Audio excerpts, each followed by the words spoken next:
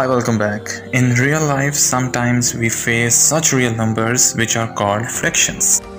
In today's lecture, we have to understand the basic concept of fraction. In addition, we will also learn to classify the fraction in terms of numerator and denominator.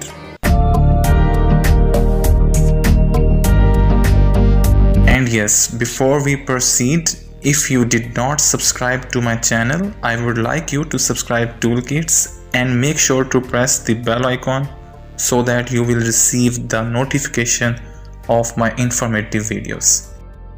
Let's start with the term fraction.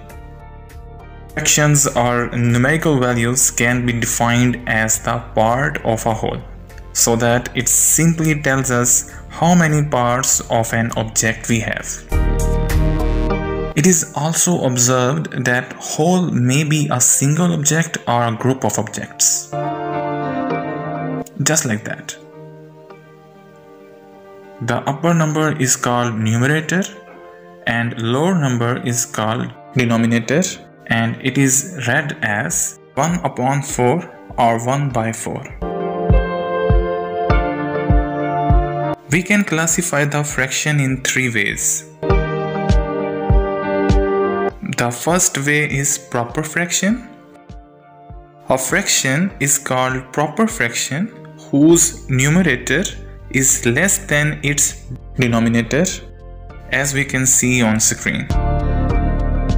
Where a fraction whose numerator is greater than or equal to its denominator is called improper fraction, just like that.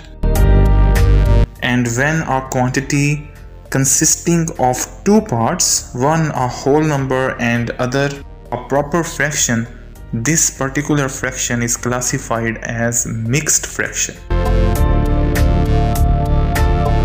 Hope you learned a lot, and that's enough for today. Now your job is to type some of the examples related to this lecture in the comment section. Stay tuned.